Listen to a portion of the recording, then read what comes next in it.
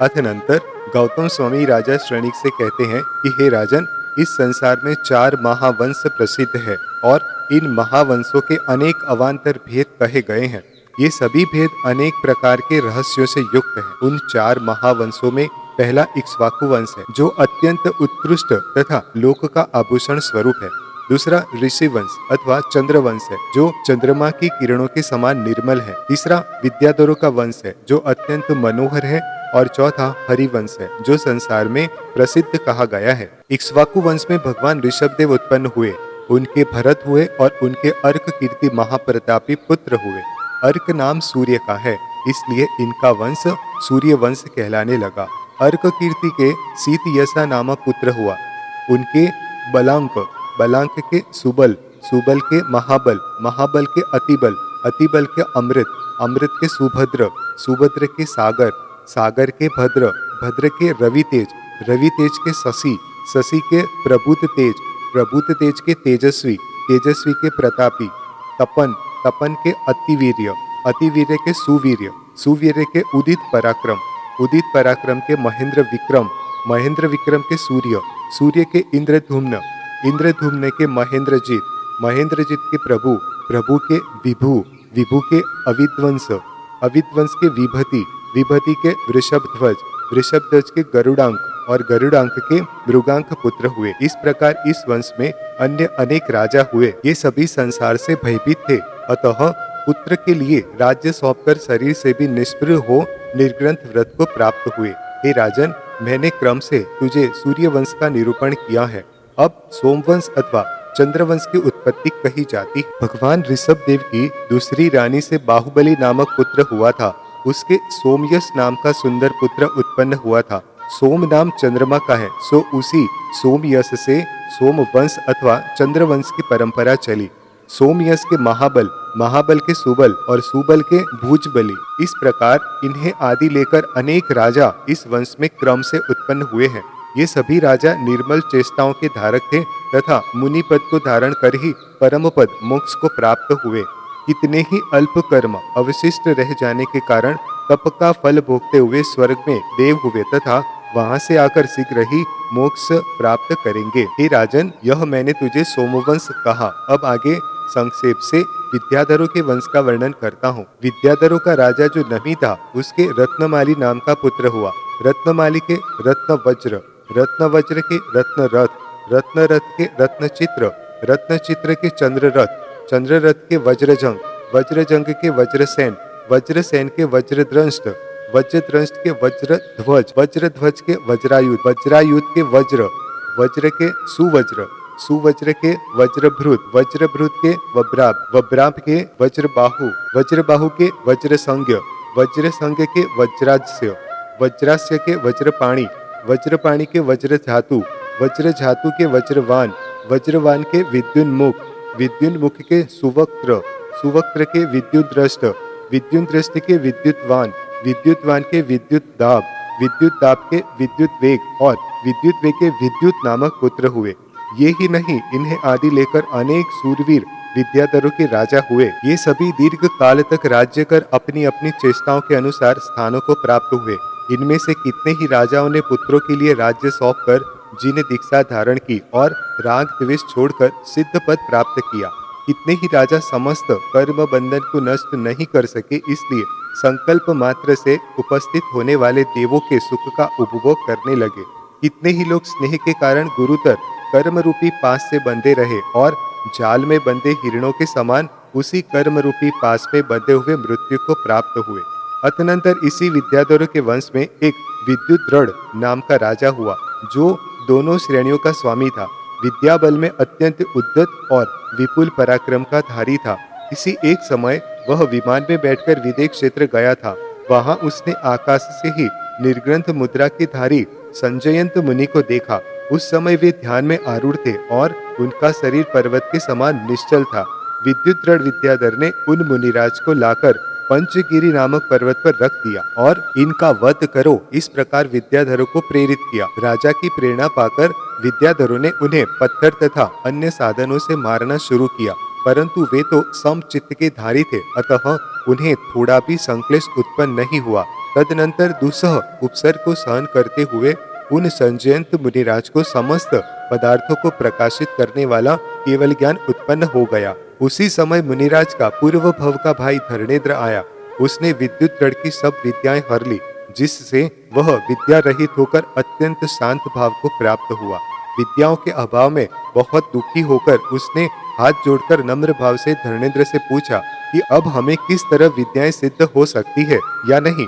तब धर्णेन्द्र ने कहा कि तुम्हें इन्हीं सज्जन मुनिराज के चरणों में तपस्चरण संबंधी क्लेश उठाने से फिर भी विद्याएं सिद्ध हो सकती है, परंतु खोटा कार्य करने से वे विद्याएं सिद्ध होने पर भी पुनः नष्ट हो जाएगी। जिन प्रतिमा से युक्त मंदिर और मुनियों का उल्लंघन कर प्रमादवश यदि ऊपर गमन करोगे तो तुम्हारी विद्याएं तत्काल नष्ट हो जाएगी। धर्णेन्द्र के द्वारा बताई हुई व्यवस्था के अनुसार विद्युत रण ने संजयंत मुनिराज के पादमूल में तपस्चरण कर फिर भी विद्या प्राप्त कर ली। यह सब होने के बाद धर्णेन्द्र ने कुतूहलवश संजयंत मुनिराज से पूछा कि हे भगवान, विद्युत रण ने आपके प्रति ऐसी चेष्टा क्यों की है? वह किस कारण आपको हर कर लाया और किस कारण विद्याधरों से उसने उपसर्ग कराया? धर्णेन्द्र का प्रश्न सुनकर भगवान संजयंत केवली इस प्रकार कहने लगे, इस चतुर्गति रूप संसार में भ्रमण करता हुआ मैं एक बार सकट नामक गांव में हितकर नामक वैश्य हुआ था। मैं अत्यंत मधुरभाषी, दयालु, स्वभाव संबंधी सरलता से युक्त तथा साधुओं की सेवा में तत्पर रहता था। तदनंतर मैं कुमुदावती नाम की नगरी में मर्यादा के पालन करने में उद्यत श्री वर्धन नामक राजा हुआ। उसी ग्राम में एक ब्राह्मण रहता था जो खोटा तप कर कुदेव हुआ था और वहां से च्युत होकर मुझ श्री वर्धमान राजा का वन्हीसिक नामक पुरोहित हुआ था। वह पुरोहित यद्यपि सत्यवादी रूप से प्रसिद्ध था, परंतु अत्यंत दुष्ट परिणामी था और छिपकर खोटे कार्य करता था। उस पुरोहित ने एक बार नियमदत्त नामक वणिक का धन छिपा लिया। तब रानी ने उसके साथ जुआ खेलकर उसकी अंगूठी जीत ली। रानी की दासी अंगूठी लेकर पुरोहित के घर गई और वहां उसकी स्त्री को दिखाकर उसने रत्न ले आई। रानी ने वे रत्न नियमदत्त वणिक को, जो कि अत्यंत दुखी था, वापस दे दिए। तदनंतर मैंने उस दुष्ट ब्राह्मण का सब धन छीन लिया तथा उसे तिरस्कृत कर नगर से बाहर निकाल दिया। उस दीनहीन ब्राह्मण को सुबुद्धि उत्पन्न हुई, जिससे उसने उत्कृष्ट तपस्चरण किया। अंत में मरकर वह महेंद्र स्वर्ग में देव हुआ और वहां से च्युत होकर यह विद्युत नामक विद्याधरों का राजा हुआ है। मेरा जीव श्रीवर्धन भी तपस्चरण कर मरा और स्वर्ग में देव हुआ। वहां से च्युत होकर मैं विदेह क्षेत्र में संजयंत हुआ हूँ। उस पूर्वोक्त दोष के संस्कार से ही यह विद्याधर मुझे देखकर क्रोध से एकदम मूर्छित हो गया और कर्मों के वशीभूत होकर उसी संस्कार से इसने यह उपसर्ग किया है। और जो वह नियमदत्त नामक वणिक था, वह तपस्चरण कर उसके फल स्वरूप उज्ज्वल हृदय का धारी तू नाग कुमारों का राजा धर्णेन्द्र हुआ है। अथनांतर विद्युत रण के दृढ़रथ नामक पुत्र हुआ। सो विद्युत रण उसके लिए राज्य सौंपकर तथा तपस्चरण कर स्वर्ग गया। इधर दृढ़रथ के अश्वधर्मा, अश्वधर्मा के अश्वायु, अश्वायु के अश्वध्वज, अश्वध्वज के पद्मनीप, पद्मनीप के पद्ममाली, पद्ममाली के पद्मरथ, पद्मरथ के सिंहयान, सिंहयान के मृगोर्धमा, मृगोर्धमा के सिंहस प्रभु, सिंहस प्रभु के सिंह केतु, सिंह केतु के शशांक मुख, शशांक मुख के चंद्र, चंद्र के चंद्रशेखर, चंद्रशेखर के इंद्र, इंद्र के चंद्ररथ, चंद्ररथ के चक्रधर्मा, चक्रधर्मा के चक्रायुध, चक्रायुध के चक्रध्वज, चक्रध्वज के मणिग्रीव, मणिग्रीव के मण्यंक, मण्यंक के मणिभासुर, मणिभासुर के मणिस्यंदन, मणिस्यंदन के मण्यांश, मण्यांश के बिंबोंष्ट, बिंबोंष्ट के लंबिताधर, लंबिताधर के रक्तोष्ट, रक्तोष्ट के हरिचंद्र, हरिचंद्र के पूर्णचंद्र, पूर्णचंद्र के पूर्णचंद्र, पूर्णचंद्र के बालेंदु, बालेंदु के चंद्रचूड़, चंद्रचूड़ के व्योमेंदु, व्योमेंदु के उड़ूपालन, उड़ूपालन के एक चूड़, एक चूड़ के द्विचूड़, द्विचूड़ के त्रिचूड़, त्रिचूड़ के वज्रचूड़, वज्रचूड़ के भूरीचूड़, भूरीचूड़ के अर्कचूड़, अर्कचूड़ के वन्ही झटी, वन्ही झटी के वन्ही तेज नामक पुत्र हुआ।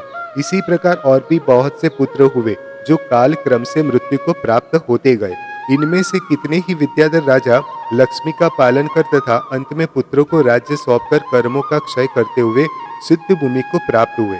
गौतम स्वामी कहते हैं कि हे राजन, इस प्रकार यह विद्याधरों का वंश कहा। अब द्वितीय युग का अवतार कहा जाता है, सो सुनो। भगवान ऋषभ देव का युग समाप्त होने पर इस पृथ्वी पर जो प्राचीन उत्तम भाव थे वे हीन हो गए। लोगों की परलोक संबंधी क्रियाओं में प्रीति शिथिल होने लगी तथा काम और अर्थ पुरुषार्थ में ही उनकी प्रवर बुद्धि प्रवृत्त होने लगी। अतनांतर इक्ष्वाकु वंश में उत्पन्न हुए राजा जब काल क्रम से अतीत हो गए, तब अयोध्या नगरी में एक धरणीधर नामक राजा उत्पन्न हुआ। उनकी श्री देवी नामक रानी से प्रसिद्ध लक्ष्मी का धारक त्रिदंशजय नामक पुत्र हुआ। इसकी स्त्री का नाम इंदुरेखा था। उन दोनों के जीत शत्रु नाम का पुत्र हुआ। कोदनपुर नगर में व्यानंद नामक राजा रहते थे। उनकी अम्बोजमाला नामक रानी से विजया नाम की पुत्री उत्पन्न हुई थी। राजा त्रिदंश जय ने जीत शत्रु का विवाह विजया के साथ कराकर दीक्षा धारण कर ली और तपस्चरण कर कैलाश पर्वत से मोक्ष प्राप्त किया। अतनांतर राजा जीत शत्रु और रानी विजया ने अजितनाथ भगवान का जन्म हुआ। इंद्रादि देवों ने भगवान ऋषभ देव का जैसा अभिषेक आदि किया था, वैसा ही अजितनाथ भगवान का किया। क्योंकि उनका जन्म होते ही पिता ने समस्त शत्रु जीत लिए थे, इसलिए पृथ्वी तल पर उनका अजित नाम प्रसिद्ध हुआ। भगवान अजितनाथ की सुनैना, नंदा आदि अनेक रानियां थी। वे सब रानियां इतनी सुंदर थी कि इंद्राणी भी अपने रूप में उनकी समानता नहीं कर सकती थी। अतनांतर भगवान अजितनाथ एक दिन अपने अंतःपुर के साथ सुंदर उपवन में गए।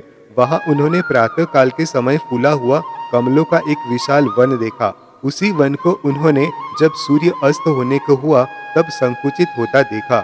इस घटना से वे लक्ष्मी को अनित्य मानकर परम वैराग्य को प्राप्त हो गए। तदनंतर पिता, माता और भाइयों से पूछकर उन्होंने पूर्व विधि के अनुसार दीक्षा धारण कर ली। इनके साथ अन्य 10,000 क्षत्रियों ने भी राज्य, भाई बंधु तथा सब परिग्रह का त्याग कर दीक्षा धारण की थी। भगवान ने तेला का उपवास धारण किया था, सो 3 दिन बाद अयोध्या निवासी ब्रह्मदत्त राजा ने उन्हें भक्ति पूर्वक पारणा कराई थी, आहार दिया था। 14 वर्ष होने पर उन्हें केवल ज्ञान तथा समस्त संसार के द्वारा पूजनीय अरहंत पद प्राप्त हुआ। जिस प्रकार भगवान ऋषभ देव के 34 अतिशय और 8 प्रातिहार्य प्रकट हुए थे, उसी प्रकार इनके भी प्रकट हुए। इनके पाद मूल में रहने वाले 90 गणधर थे तथा सूर्य के समान कांति को धारण करने वाले 1 लाख साधु थे। जीत शत्रु के छोटे भाई विजय सागर थे। उनकी स्त्री का नाम सुमंगला था। सो उन दोनों के सगर नाम का पुत्र उत्पन्न हुआ।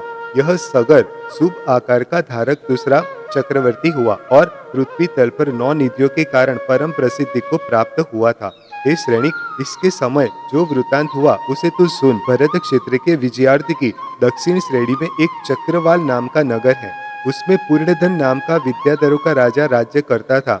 वह महाप्रभाव से युक्त तथा विद्याओं के बल से उत्पन्न था। उसने विहायस तिलक नगर के राजा सुलोचन से उनकी कन्या की याचना की, पर सुलोचन ने अपनी कन्या पूर्णधन को न देकर निमित्त ज्ञानी की आज्ञा अनुसार सगर चक्रवर्ती के लिए दी।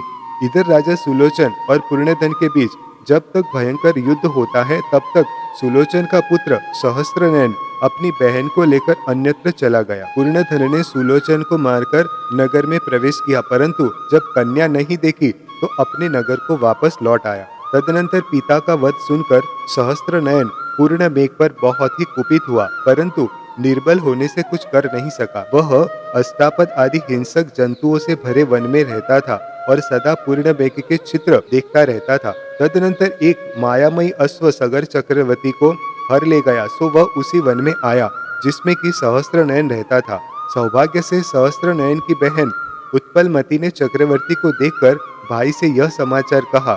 सहस्त्रनयन यह समाचार सुनकर बहुत ही संतुष्ट हुआ और उसने उत्पलमती सगर चक्रवर्ती के लिए प्रदान कर दी। चक्रवर्ती ने भी पूर्णधन को विद्याधरों का राजा बना दिया, जो 6 खंड का अधिपति था तथा समस्त राजा जिसका शासन मानते थे। ऐसा चक्रवर्ती सगर उस स्त्री को पाकर बहुत भारी संतोष को प्राप्त हुआ। विद्याधरों का अधिपत्य पाकर सहस्त्रनयन ने पूर्णधन के नगर को चारों ओर से कोट के समान घेर लिया।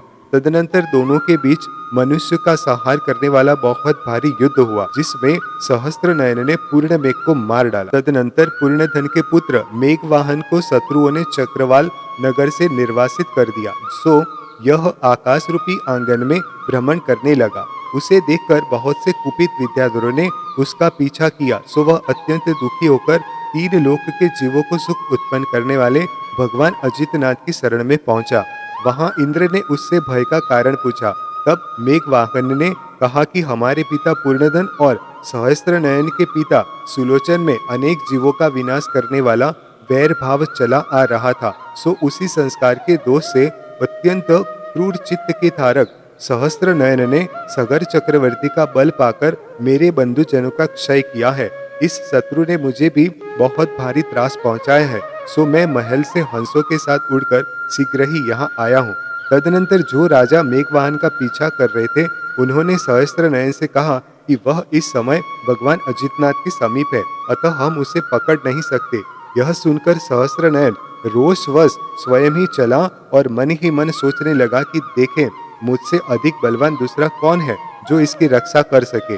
ऐसा सोचता हुआ वह भगवान के समो शरण में आया। सहस्त्रनयन ने जो ही दूर से भगवान का प्रभामंडल देखा, त्यों ही उसका समस्त अहंकार चूर चूर हो गया। उसने भगवान अजितनाथ को प्रणाम किया। सहस्त्रनयन और मेघवाहन दोनों ही परस्पर का बैर भाव छोड़कर भगवान के चरणों के समीप जा बैठे। तदनंतर गणधर ने भगवान से उन दोनों के पिता का चरित्र पूछा। सो भगवान निम्न प्रकार कहने लगे। जम्बूद्वीप के भरत क्षेत्र में सुद्रुतु नामक नगर था। उसमें भावन नाम का एक वणिक रहता था। उसकी आतिकी नामक स्त्री और हरिदास नामक पुत्र था। वह भावन यद्यपि 4 करोड़ द्रव्य का स्वामी था, तो भी धन कमाने की इच्छा से देशांतर की यात्रा के लिए उद्यत हुआ। उसने अपना सब धन धरोहर के रूप में पुत्र के लिए सौंपते हुए जुआ आदि व्यसनों के छोड़ने की उत्कृष्ट शिक्षा दी। उसने कहा कि हे पुत्र, ये जुआ आदि व्यसन समस्त दोषों के कारण है, इसलिए इनसे दूर रहना ही श्रेयस्कर है। ऐसा उपदेश देकर वह भावन नाम का वणिक धन की तृष्णा से जहाज में बैठकर देशांतर को चला गया। पिता के चले जाने पर हरिदास ने वेश्या सेवन, जुआ की आसक्ति तथा मदिरा के अहंकारवश 4 करोड़ द्रव्य नष्ट कर दिया। इस प्रकार जब वह जुआ में सब कुछ हार गया और अन्य जुआड़ियों का देनदार हो गया, तब वह दुराचारी धन के लिए सुरंग लगाकर राजा के घर में घुसा तथा वहां से धन लाकर अपने सब व्यसनों की पूर्ति करने लगा। अतनांतर कुछ समय बाद जब उसका पिता भावन देशांतर से घर लौटा, तब उसने पुत्र को नहीं देखकर अपनी स्त्री से पूछा कि हरिदास कहाँ गया है। स्त्री ने उत्तर दिया कि वह इस सुरंग से चोरी करने के लिए गया है। तदनंतर भावन को शंका हुई कि कहीं इस कार्य में इसका मरण न हो जावे। इस शंका से वह चोरी छुड़ाने के लिए घर के भीतर दी हुई सुरंग से चला। उधर से उसका पुत्र हरिदास वापस लौट रहा था। सो उसने समझा कि यह कोई मेरा बैरी आ रहा है। ऐसा समझकर उस पापी ने बेचारे भावन को तलवार से मार डाला। पीछे जब नख, दाढ़ी, मूछ तथा जटा आदि के स्पर्श से उसे विदित हुआ कि अरे यह तो मेरे पिता है, तब वह दुस्सह दुख को प्राप्त हुआ। पिता की हत्या कर वह भय से भागा और अनेक देशों में दुख पूर्वक भ्रमण करता हुआ मरा। पिता पुत्र दोनों स्वान हुए, फिर श्रृंगाल हुए, फिर मार्जार हुए, फिर बैल हुए, फिर नेवला हुए, फिर भैंसा हुए और फिर बैल हुए। ये दोनों ही परस्पर में एक दूसरे का घात कर मरे और संसार रूपी वन में भटकते रहे। अंत में विदेह क्षेत्र की पुष्कलावती नगरी में मनुष्य हुए। फिर उग्र तपस्चरण कर सतार नामक 11वें स्वर्ग में उत्तर और अनुत्तर नामक देह हुए। वहां से आकर जो भावन नाम का पिता था वह पूर्णमेघ विद्याधर हुआ और जो उसका पुत्र था वह सुलोचन नाम का विद्याधर हुआ। इसी वैर के कारण पूर्णमेघ ने सुलोचन को मारा है। गणधर देव ने सहस्त्रनयन और मेघवाहन को समझाया कि तुम दोनों इस तरह अपने पिताओं के सांसारिक दुखमय परिभ्रमण को जानकर संसार का कारणभूत वैर भाव छोड़कर साम्य भाव का सेवन करो। तदनंतर सगर चक्रवर्ती ने पूछा कि हे भगवान, मेघवाहन और सहस्त्रनयन का पूर्व जन्म में वैर क्यों हुआ? तब धर्म चक्र के अधिपति भगवान ने उनके बैर का कारण निम्न प्रकार समझाया। उन्होंने कहा कि जम्बूद्वीप के भरत क्षेत्र संबंधी पद्मक नामक नगर में गणित शास्त्र का पाठी महाधनवान रंभ नाम का एक प्रसिद्ध पुरुष रहता था।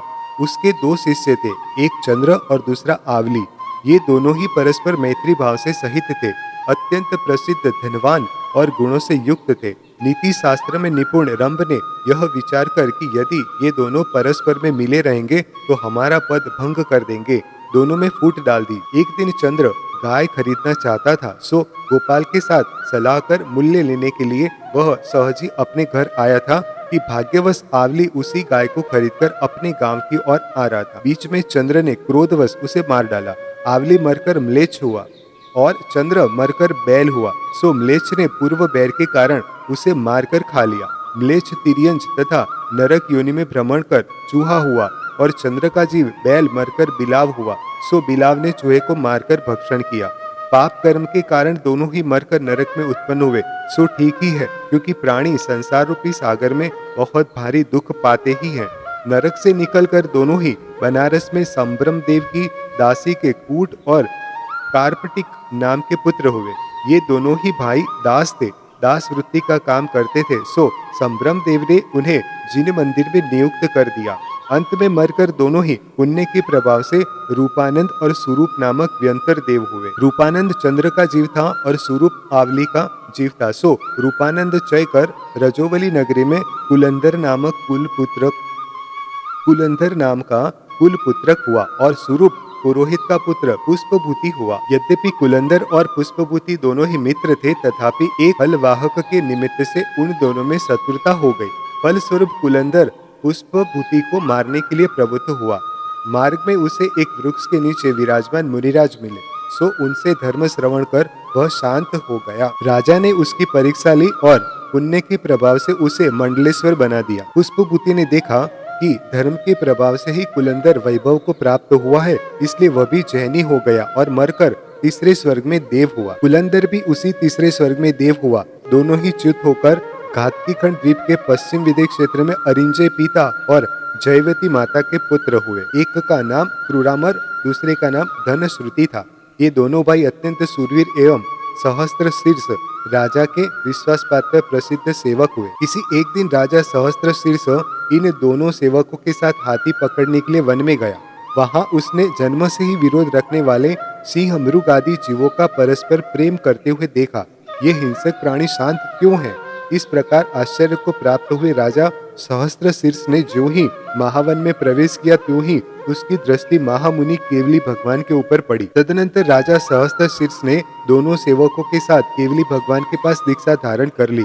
फलस्वरूप राजा तो मोक्ष को प्राप्त हुआ और क्रूरामर तथा धनश्रुति सतार स्वर्ग में गए। इसमें चंद्र का जीव क्रूरामर तो स्वर्ग से चयकर मेघवाहन हुआ है और आवली का जीव धनश्रुति सहस्त्र नयन हुआ है। इस प्रकार पूर्व भव के कारण इन दोनों में वैर भाव है। तदनंतर सगर चक्रवर्ती ने भगवान से पूछा कि हे प्रभु, सहस्त्र नयन में मेरी अधिक प्रीति है, सो इसका क्या कारण है? उत्तर में भगवान ने कहा कि रंभ नामक गणित शास्त्र का पाठी था।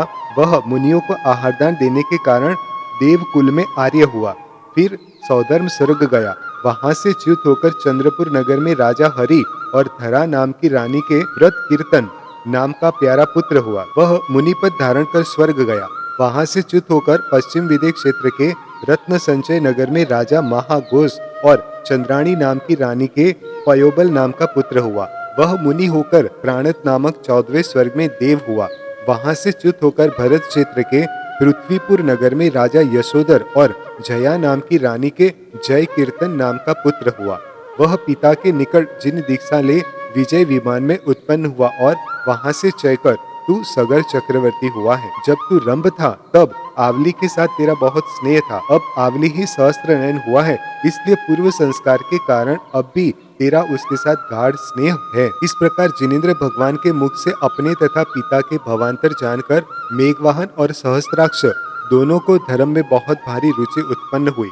उस धार्मिक रुचि के कारण दोनों को जाति स्मरण भी हो गया। तदनंतर श्रद्धा से भरे मेघवाहन और सहस्त्र नयन अजितनाथ भगवान की इस प्रकार स्तुति करने लगे। हे भगवान, जो बुद्धि से रहित है तथा जिनका कोई नाथ रक्षक नहीं है, ऐसे संसारी प्राणियों का आप बिना कारण ही उपकार करते हैं। इससे अधिक आश्चर्य और क्या हो सकता है? आपका रूप उपमा से रहित है तथा आप अतुल्य विद्या के धारक है। हे नाथ, इन तीनों लोकों में ऐसा कौन पुरुष है जो आपके दर्शन से संतृप्त हुआ हो?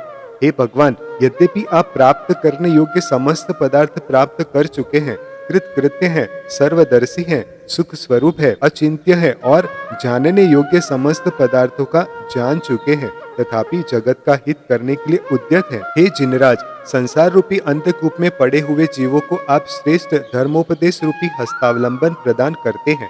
इस प्रकार जिनकी वाणी गदगद हो रही थी और नेत्र आंसुओं से भर रहे थे, ऐसे परम हर्ष को प्राप्त हुए मेघवाहन और सहस्त्रनयन विधि पूर्वक स्तुति और नमस्कार कर यथास्थान बैठ गए।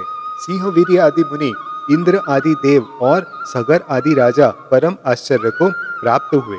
अतनंतर जिनेंद्र भगवान के समूह शरण में राक्षसों के इंद्र भीम और सुभीम प्रसन्न होकर मेघ वाहन से कहने लगे कि हे विद्याधर के बालक, तू धन्य है जो सर्वज्ञ अजित जिनेंद्र की शरण में आया है।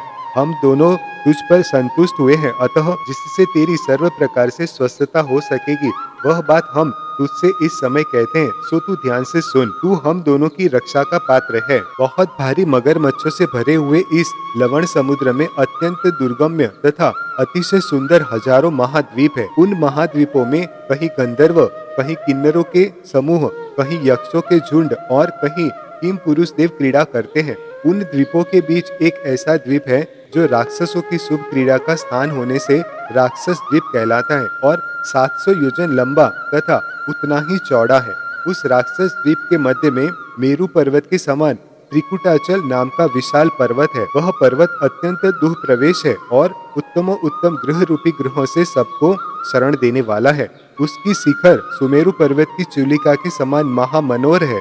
वह 9 योजन ऊंचा और 50 योजन चौड़ा है। उसके सुवर्ण में किनारे नाना प्रकार के रत्नों की कांति के समूह से सदा आच्छादित रहते हैं तथा नाना प्रकार की लताओं से आलिंगित कल्प वृक्ष वहाँ संकीर्णता करते रहते हैं। उस त्रिकुटाचल के नीचे 30 योजन विस्तार वाली लंका नगरी है। उसमें राक्षस वंशियों का निवास है और उसके महल नाना प्रकार के रत्नों एवं सुवर्ण से निर्मित है। मन को हरण करने वाले बाग बगीचों, कमलों से सुशोभित सरोवर और बड़े बड़े जिन मंदिरों से वह नगरी इंद्रपुरी के समान जान पड़ती है। वह लंका नगरी दक्षिण दिशा की मानो आभूषण ही है। हे विद्याधर, तू अपने बंधु वर्ग के साथ उस नगरी में जा और सुखी हो। ऐसा कहकर राक्षसों के इंद्र भीम ने उसे देवाधिष्ठित एक हार दिया। वह हार अपनी करोड़ों किरणों से चांदनी उत्पन्न कर रहा था। जन्मांतर संबंधी पुत्र की प्रीति के कारण उसने वह हार दिया था और कहा था कि हे विद्याधर, तू चरम शरीरी तथा युग का श्रेष्ठ पुरुष है, इसलिए तुझे यह हार दिया है।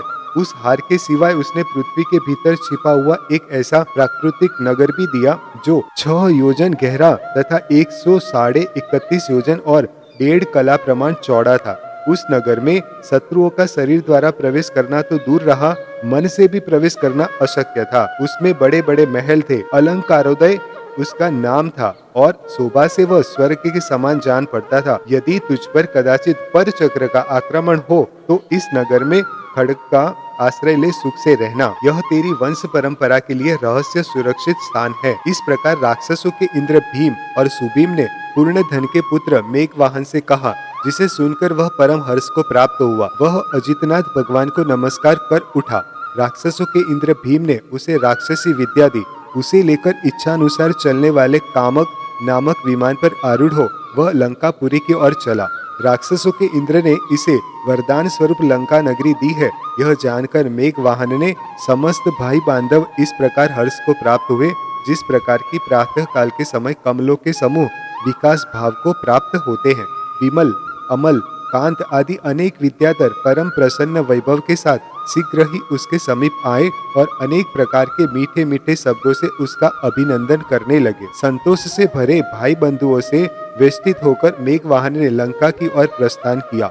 उस समय कितने ही विद्याधर उसकी बगल में चल रहे थे, कितने ही पीछे चल रहे थे, कितने ही आगे जा रहे थे, कितने ही हाथियों की पीठ पर सवार होकर चल रहे थे, कितने ही घोड़ों पर आरूढ़ होकर चल रहे थे, कितने ही जय जय शब्द कर रहे थे, कितने ही दुंदुभियों का मधुर शब्द कर रहे थे, कितने ही लोगों पर सफेद छत्रों से छाया हो रही थी तथा कितने ही ध्वजाओं और मालाओं से सुशोभित थे। पूर्वोक्त विद्याधरों में कोई तो मेघवाहन को आशीर्वाद दे रहे थे और कोई नमस्कार कर रहे थे। उन सब के साथ आकाश में चलते हुए मेघवाहन ने लवण समुद्र देखा। वह लवण समुद्र आकाश के समान विस्तृत था, पाताल के समान गहरा था, तमाल वन के समान श्याम था और लहरों के समूह से व्याप्त था। मेघवाहन के समीप चलने वाले लोग कह रहे थे कि देखो, यह जल के बीच पर्वत दिख रहा है, यह बड़ा भारी मकर छलांग भर रहा है और इधर यह बृहदाकार मत्स्य चल रहा है। इस प्रकार समुद्र की शोभा देखते हुए मेघवाहन ने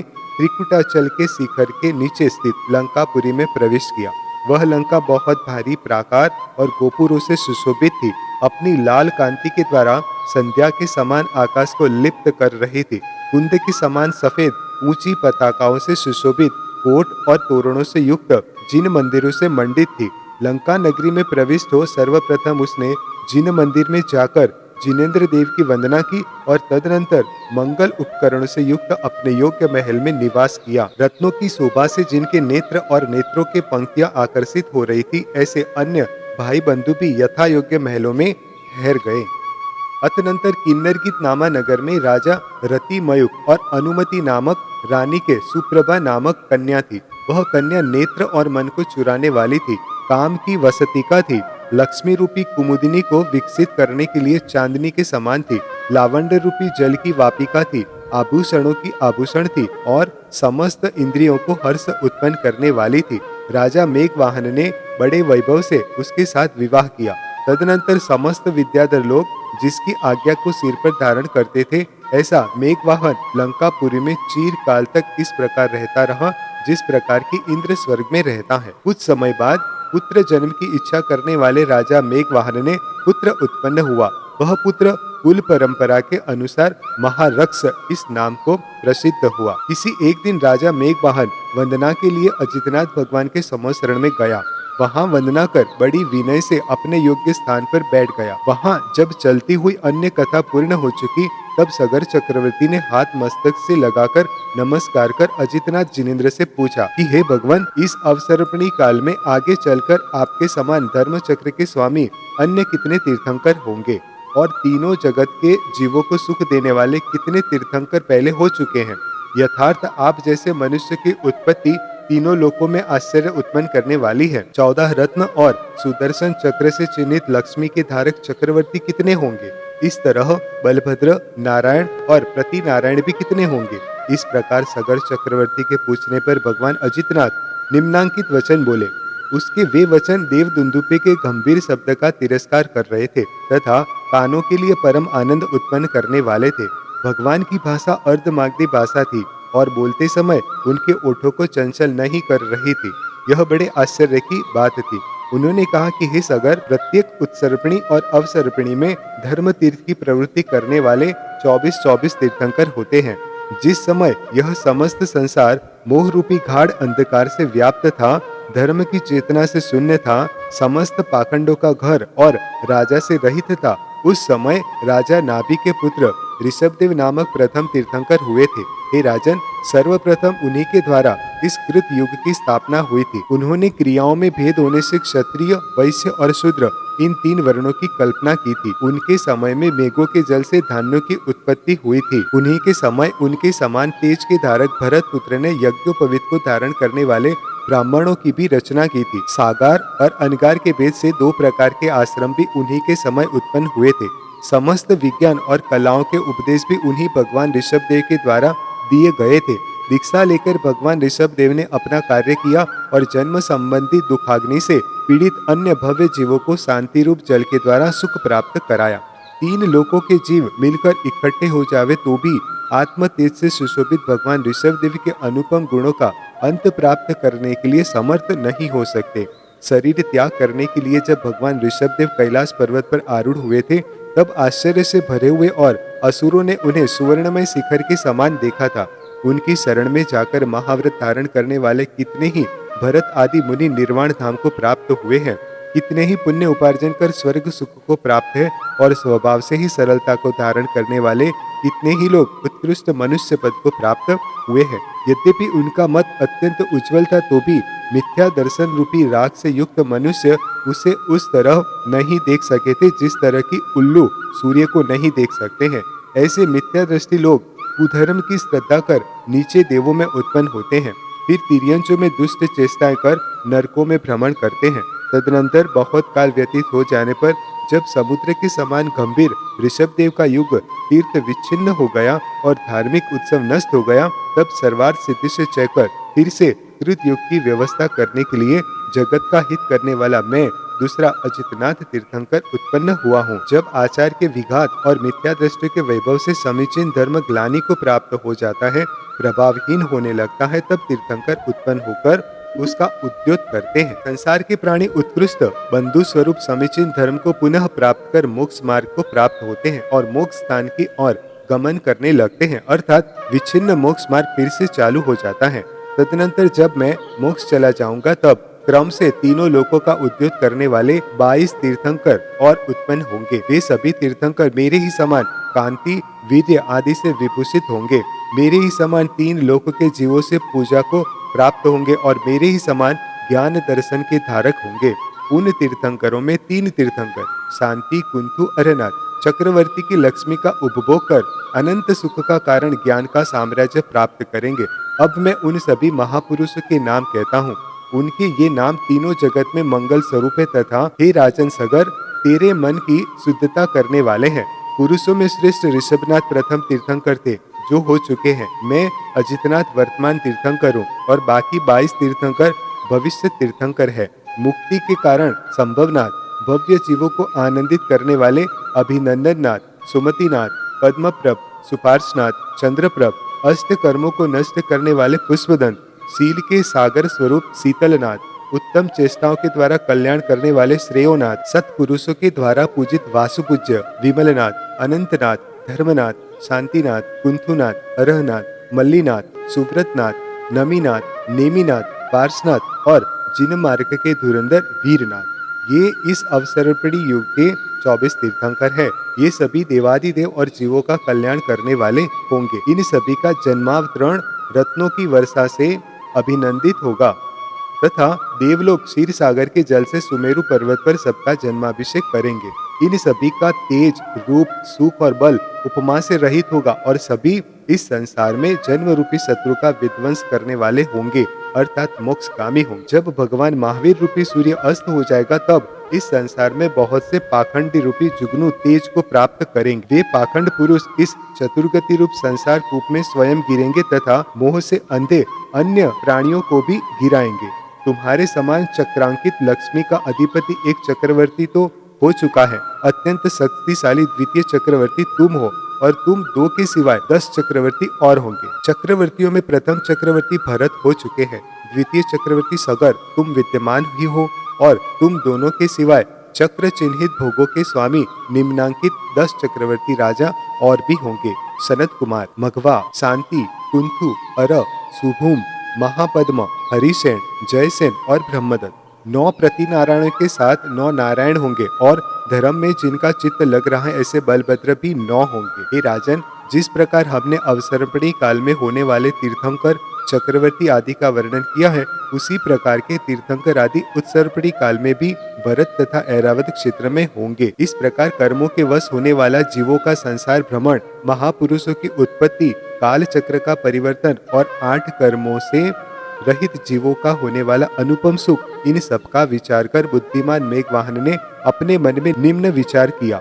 हाय हाय, बड़े दुख की बात है कि जिन कर्मों के द्वारा यह जीव आताप को प्राप्त होता है, कर्म रूपी मदिरा से उन्मत्त हुआ, यह उन्हीं कर्मों को करने के लिए उत्साहित होता है, जो प्रारंभ में ही मनोहर दिखते हैं और अंत में विष के समान दुख देते हैं, अथवा दुख उत्पन्न करना ही जिनका स्वभाव है। ऐसे विषयों में क्या प्रेम करना है।